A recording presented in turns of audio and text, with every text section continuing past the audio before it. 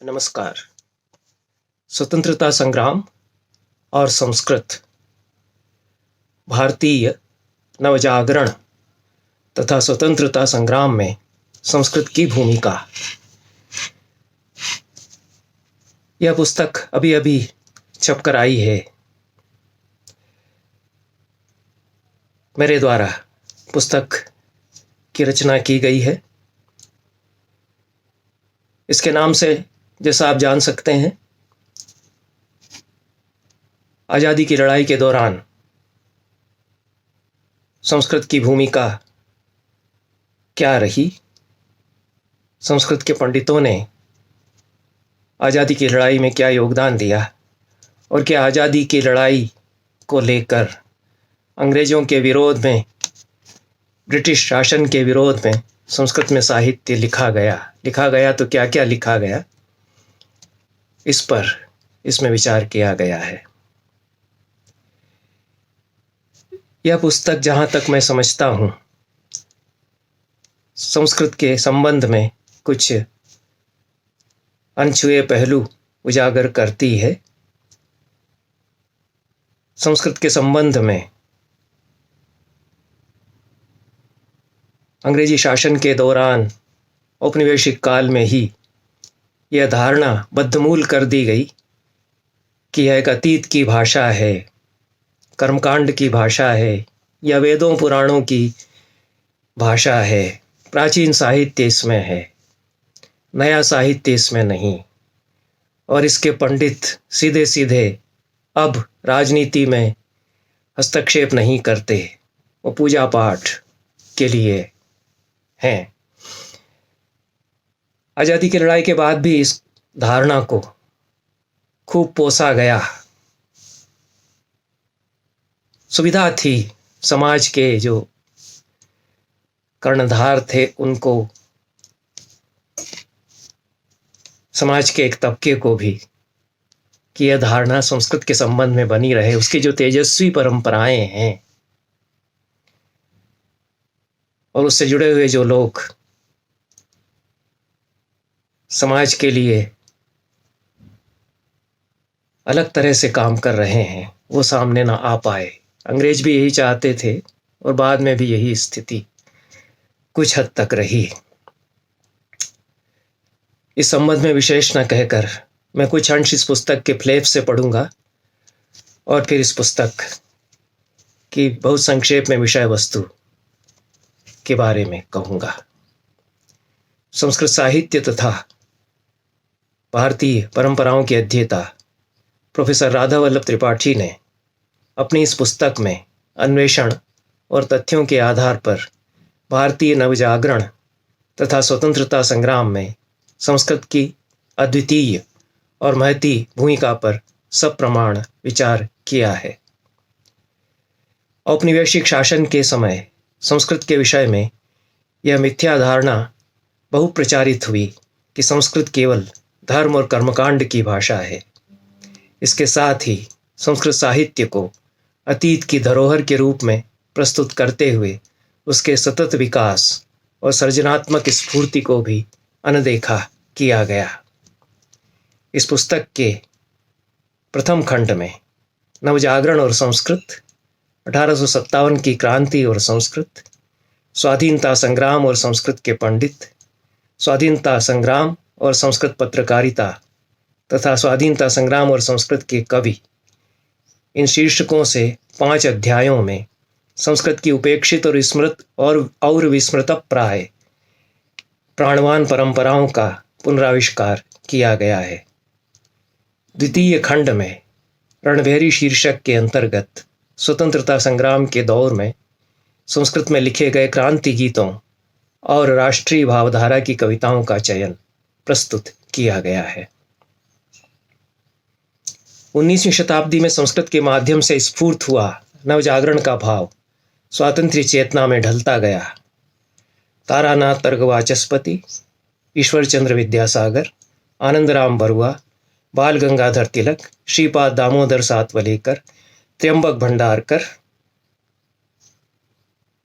परशुराम नारायणप्पा साहेब पाटणकर आदि संस्कृत के मनीषी इस नवजागरण तथा स्वतंत्रता संग्राम के पुरोधा बने। स्वतंत्रता के समर में संस्कृत पत्रिकाओं का अपूर्व योगदान रहा।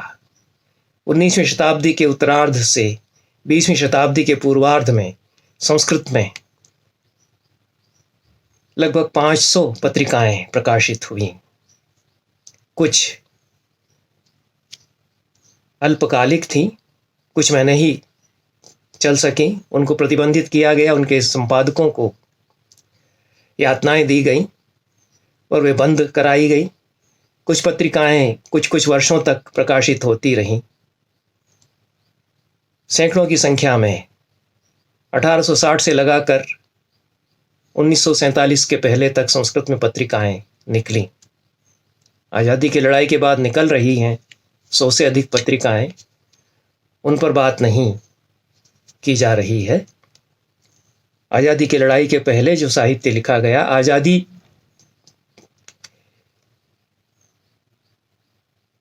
की लड़ाई के बारे में, उस पर बात की जा रही है। आगे पढ़ता हूँ। इन पत्रिकाओं में अंग्रेजी शासन के विरुद्ध लेख और कविताएं छपी। इनमें से अनेक को प्रतिबंधित किया गया तथा उनके संपादकों और प्रकाशकों को जेल में डाला गया।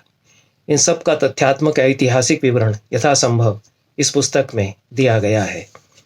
इस पुस्तक के द्वितीय खंड में रणभेरी शीर्षक से स्वतंत्रता प्राप्ति के पूर्व संस्कृत में आज़ादी की लड़ाई के समय लिखे गए क्रांति गीतों तथा अंग्रेजी शासन के विरुद्ध विद्रोह का स्वर मुखरित करने वाले काव्यों का एक चयन प्रस्तुत किया गया है। इन गीतों तथा काव्यों के प्रणेता सभी कवि स्वयं भी किसी न किसी रूप में स्वतंत्रता संग्राम में सम्मिलित थे। विदेशी शासन का विरोध करने के लिए उन्हें यातनाएं सहनी पड़ी। स्वतंत्रता संग्राम के कतिपय अछूते पक्ष प्रस्तुत करने वाली यह पुस्तक संस्कृत के सत्य का एक साक्षात्कार है। विशेष रूप से इस पुस्तक में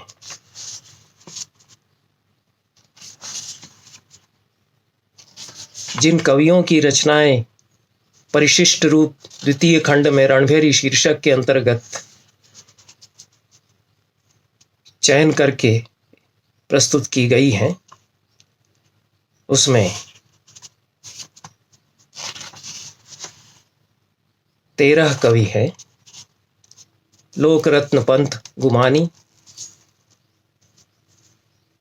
बड़े कवि हैं, 18वीं 19वीं शताब्दी के।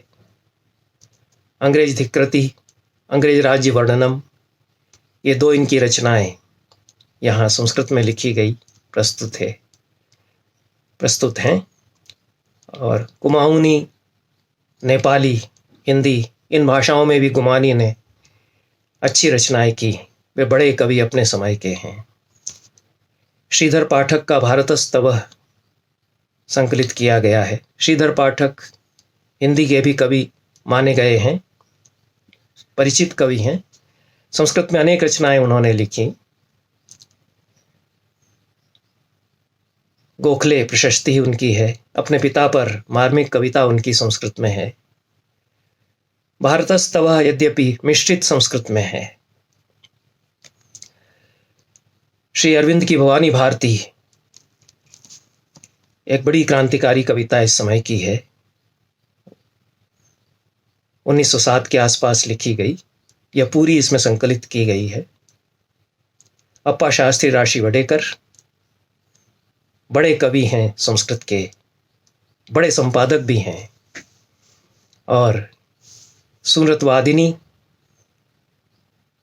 और संस्कृत चंद्रिका, ये 2 पत्रिकाएं ये निकालते रहे, वर्षों तक इनका संपादन करते रहे। दोनों पत्रिकाओं में, संपादकीयों में अंग्रेजी शासन के विरुद्ध भी इन्होंने लेख लिखे। पंजरबद्धा शुकः, जिसका मैथिली शरण गुप्त ने अनुवाद किया, 1911 में वह छपा सरस्वती में। एक राष्ट्रीय भावधारा की कविता के उत्तम कविता के रूप में मैथिली शरण गुप्त ने संस्कृत से हिंदी में उसका अनुवाद किया। शिव कुमार शास्त्री, जिन्होंने कुंवर सिंह पर महाकाव्य लिखा, आज़ादी की लड़ाई के पहले, उसका एक अंश इसमें है। क्षमादेवी राव जो युग प्रवर्तक कवि हैं संस्कृत की, सत्याग्रह गीता, उत्तर सत्याग्रह गीता, उत्तर जय सत्याग्रह गीता, ये गांधी जी के जीवन पर महाकाव्यों की श्रृंखलाएं उन्होंने प्रस्तुत की। महाकाव्य का सारा ढांचा उन्होंने बदल दिया और सारे देश में जो उथल पुथल हो रही है सत्याग्रह आंदोलन से, उसका आंखों देखा वर्णन उन्होंने किया। दत्त दिनेश चंद्र बड़े कवि हैं संस्कृत के। भारत गाथा मार्मिक कविता उनकी है। भारत देश की जो दारुण दशा है विदेशी शासन के दौरान, उसका वर्णन ये करती है। गलगली रामाचार्य बड़े पंडित हैं, मधुरवाणी पत्रिका के संपादक वो रहे। 5 लहरी काव्य उन्होंने लिखे। लहरी काव्य का सारा मानक उन्होंने बदल दिया। स्वराज्य रत्नाकर शीर्षक से 5 लहरी काव्य जो उनके प्रकाशित हुए। स्वदेशी लहरी, श्री चक्र लहरी जो चरखे पर है, बहिष्कार लहरी, कारागार लहरी, ये 4 लहरी काव्य उनमें से इस पुस्तक में संकलित हैं। राहुल सांकृत्यायन ने हजारीबाग जेल में रहते हुए 1922 के आसपास तिलक पर मार्मिक कविता संस्कृत में लिखी, तिलक स्मृति। यद्यपि हस्तलिपि में उनकी डायरी से जो प्राप्त हुई उसमें कुछ अंश अस्पष्ट हैं, यह पूरी कविता इसमें संकलित है। नागार्जुन संस्कृत के अच्छे कवि हैं। मैथिली और हिंदी के कवि के रूप में उनकी अपनी पहचान है ही। लेनिन स्तोत्रम उन्होंने लिखा था। अद्भुत कविता लेनिन पर संस्कृत में है। अन्य भी बहुत सारी कविताएं नागार्जुन की संस्कृत में हैं। बहुत निराली अनोखी कविताएं संस्कृत में उन्होंने लिखी। देश दशकम, यह पहली बार कविता। कुछ नागार्जुन की कविताओं के बारे में कहीं कोई जानकारी ही नहीं थी। यह भी 1940 के आसपास पंजाब के किसी गांव की पाठशाला में निवास करते हुए नागार्जुन ने लिखी थी। उस पाठशाला की पत्रिका में यह उस समय प्रकाशित हुई। भारत देश की जो दशा है उस पर बहुत सुंदर चित्रण उन्होंने किया है। जानकी वल्लभ शास्त्री, उनका बंदी मंदिरम बड़ी कविता है, खंडकाव्य है। क्रांतिकारी जो जेल में बंद है उसकी अनुभूतियों पर। और भारतम शीर्षक उनका एक गीत, यह भी इसमें संकलित है।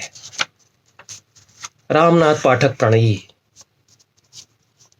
संस्कृत के अच्छे गीतकार हैं और बहुत मार्मिक इनके गीत हैं। क्रांतिकारी गीत, ओजस्वी गीत भी बहुत हैं इनके। 32 गीत उस तरह के इनके इस पुस्तक में संकलित हैं। हरिदत्त पालीवाल निर्भय जो बड़े पंडित परिवार से आए थे, संस्कृत में उन्होंने प्रचुर लेखन भी किया है। हिंदी में भी इन रचनाकारों की रचनाएं हैं। रामनाथ पाठक प्रणयी हिंदी और भोजपुरी के भी अच्छे रचनाकार रहे। हरिदत्त पालीवाल का बहुत सारा साहित्य लुप्त हो गया और कुछ रचनाओं के उद्धरण उनके मिलते हैं। शंखनाद शीर्षक कविता, वीर ते जागरती कीर्तिर्वीर ते जागरती, क्राम्याम दहलीम, दिल्ली चलो इस नारे को विषय बनाकर लिखी गई कविता। अविचल क्रांति गीत, अविचल क्रांति गीतम शीर्षक श्लोक। कुल इतनी उनकी रचनाएं यहाँ संकलित हैं। जितनी पत्रिकाएं निकली वो अधिकांश लुप्त हो चुकी हैं। उनके नाम मिलते हैं, उनके संदर्भ मिलते हैं, वे सुरक्षित नहीं रखी गई। सबसे ज़्यादा दुर्भाग्य 19वीं और 20वीं शताब्दी के आरंभ के दौर में जो साहित्य भारतीय भाषाओं में लिखा गया उसमें से संस्कृत के साथ रहा। अन्य भाषाओं में अपने नए साहित्य को लेकर कुछ चेतना थी, तो जो रचनाएं प्रतिबंधित हुई उनको फिर से प्राप्त करने का, सुरक्षित करने का प्रयास किया गया। संस्कृत के साथ दुर्भाग्य यह भी रहा कि संस्कृत के ही पंडितों ने, प्राध्यापकों ने विशेष रूप से, जो अंग्रेजी पद्धति से पढ़कर आए थे, भारतीय विश्वविद्यालयों में जो संस्कृत का अध्यापन कर रहे थे, उन्होंने मान लिया कि उनका काम संस्कृत को एक क्लासिकी भाषा के रूप में पढ़ाना और प्राचीन साहित्य उसका पढ़ाना इतना ही है। जबकि जो पारंपरिक पंडित थे और संस्कृत से जुड़े हुए जो रचनाकार थे, उनकी दृष्टि अलग थी संस्कृत को लेकर के। यह पुस्तक संस्कृत के संबंध में औपनिवेशिक धारणा का विखंडन करती है और संस्कृत के संबंध में एक उपभोक्तावादी दृष्टि, जो अभी भी बहुत अधिक हमारे भीतर घर कर चुकी है, किए हुए है, उसके विपक्ष में एक तरह से यह लिखी गई है। धन्यवाद।